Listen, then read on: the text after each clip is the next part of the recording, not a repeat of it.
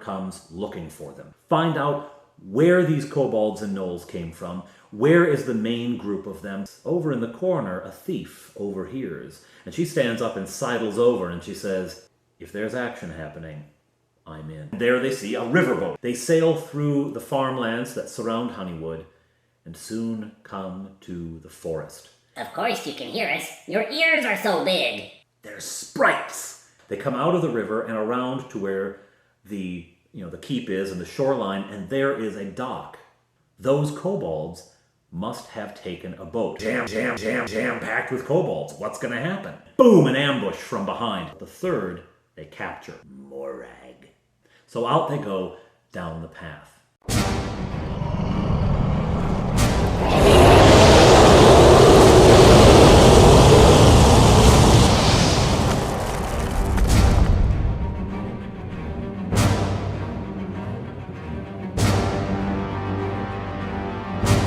So they head off down the trail, and they walk for quite a while. Like I said, there's going to be a lot of walking in this adventure.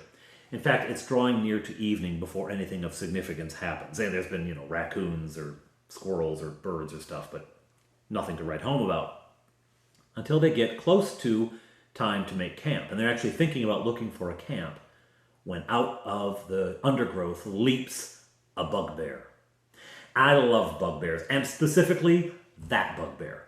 That bugbear, the old TSR figure from the 1980s. I had that guy back in the day, and I think he's fabulous. And this is what I think bugbears look like. I've seen other depictions of bugbears, and they look more goblinish. This guy looks kind of monkey-ish, and that's just how I picture them. So that's what leaps out of the bushes at them and attacks. He's out hunting, right? He's out looking for some food, and ooh, elf. I haven't had elf in years. So he's going to jump out and attack them. And he gets the drop on them, as bugbears often do. They're very sneaky, and a big battle ensues. The halfling has an advantage. He's small, so he can dodge more easily, and they do eventually overcome him. But it's a hard fight, and they do take quite a bit of damage. But they defeat him, and they actually, steal his wallet. And I take this directly out of Tolkien. I claim no credit for this. He has a wallet that screams when you open it, right? And it has almost nothing in it, so it's not worth opening. But they do open it, and they empty it out, and it's screaming until they close it again. And they go, let's just sit on that one. So they find a place to camp. They spend the night. Nothing happens throughout the evening, although I do the old trick where you find out what the order of the watch is, who has first, second, third, fourth watch, and then I roll a dice, and I go, and then they get all nervous. The night passes without incident, and they're like, what was the dice about? What was the dice about? Just having fun. At any rate, the next morning, they get up, they have a morning meal, the elves each memorize a spell, and off they go. Again, they travel for most of a day without incident, until it's getting into late afternoon. The landscape is more hilly now. It's going up and down and up and down. It's been growing steadily so as they've gone, and they're entering the foothills of the mountains. They come over a crest, and they can see down below them the trail goes into a clearing, and not just a clearing. There's a beach there. They've been running along the coast as they've gone, and here and there getting closer and further away as a trail would. But here they're quite close to the ocean, and there's the beach. It curves around, and across the clearing there is a cliff, a rocky cliff. A hill has come down and it's just shorn off here. And in the cliff, there are a number of small caves. And between the cliff and the forest, there's a big fire pit with a ring of seats around it, rocks and tree stumps and things like that.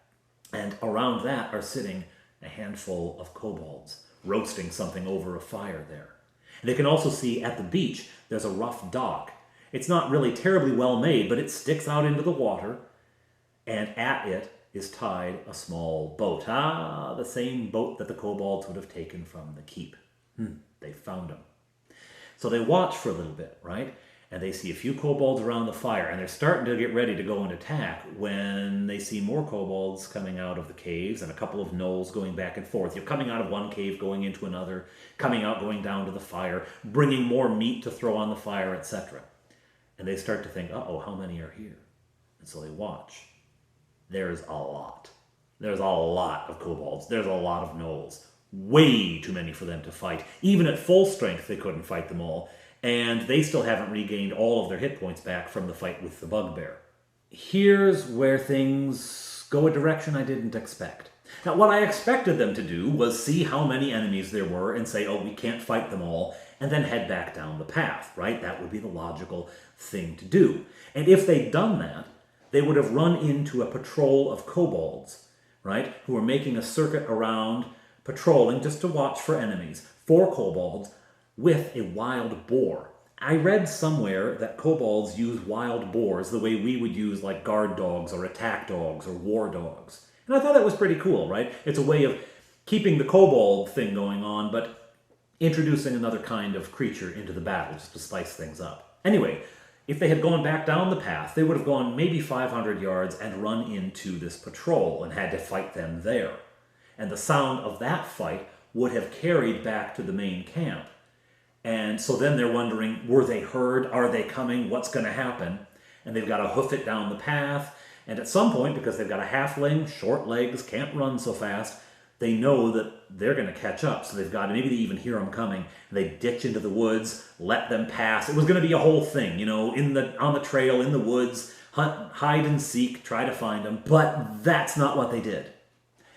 Instead, they said, all right, we're going to run for the boat.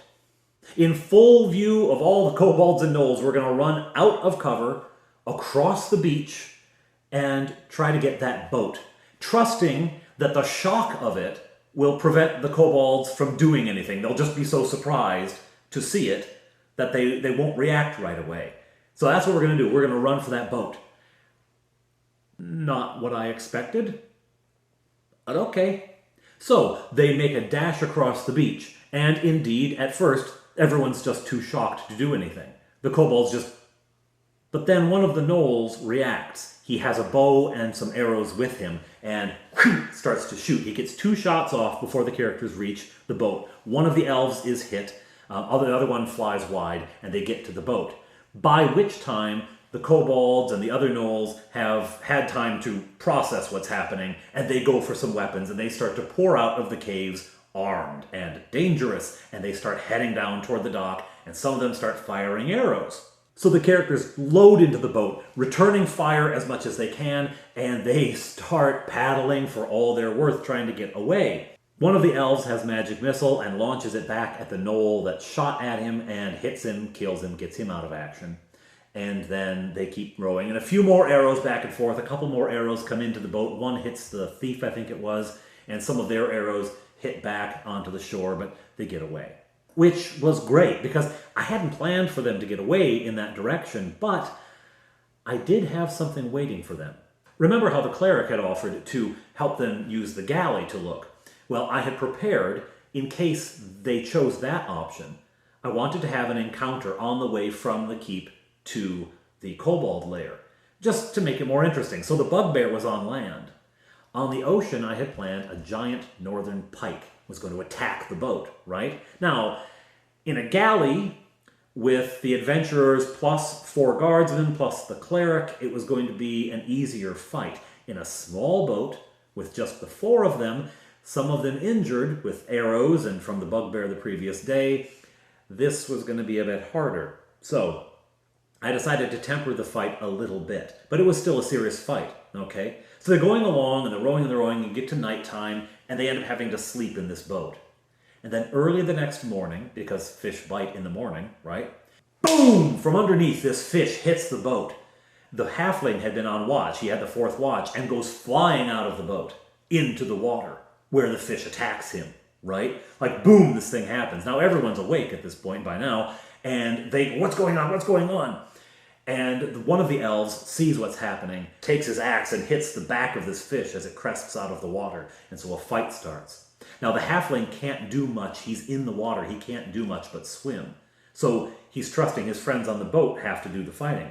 So the thief and Bob Johnny the elf start fighting the fish, while Fleetwood starts trying to pull the halfling back into the boat. And he succeeds, gets the halfling in the boat.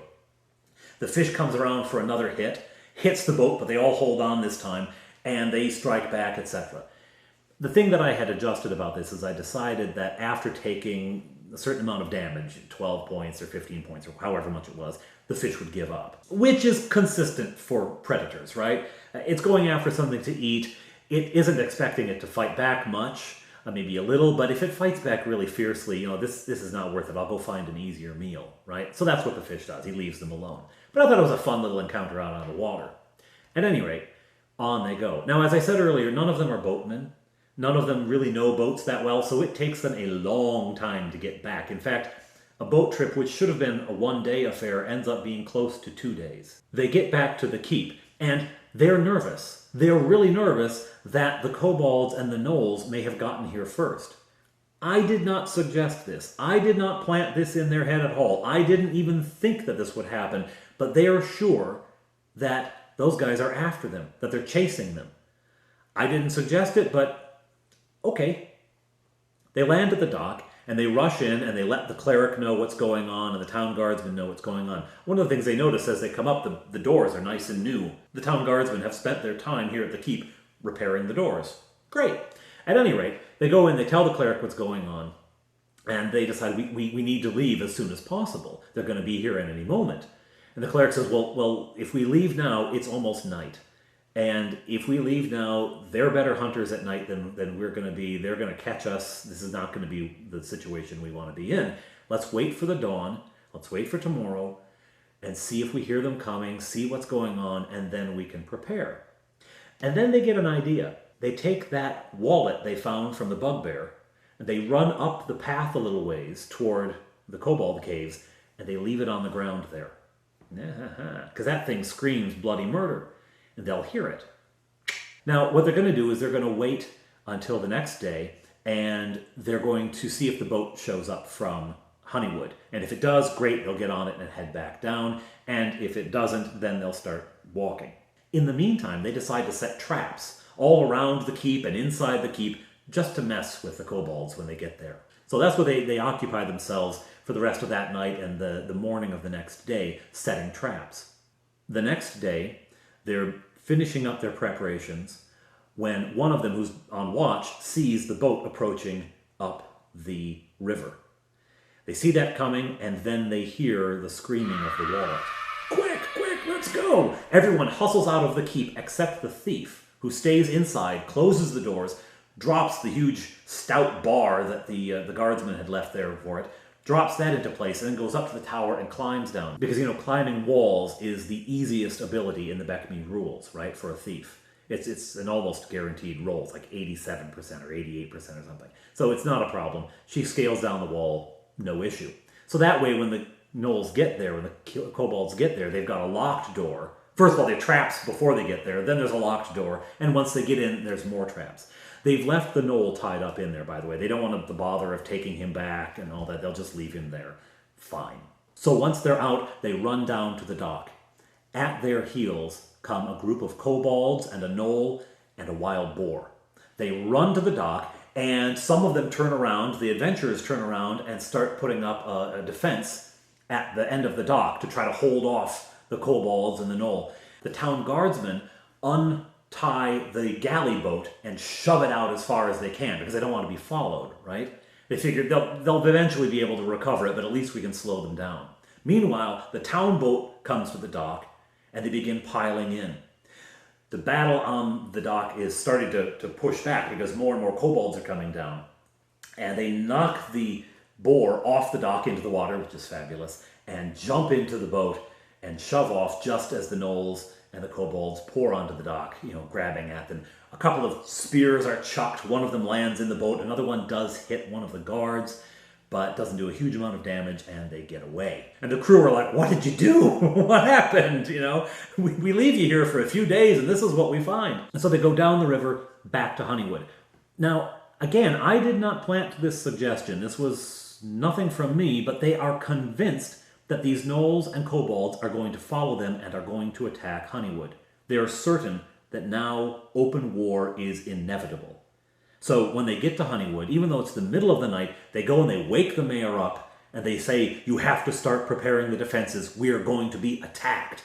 And again, not something I had suggested, not something I planned, not something I even had an idea that would happen in the story, but okay.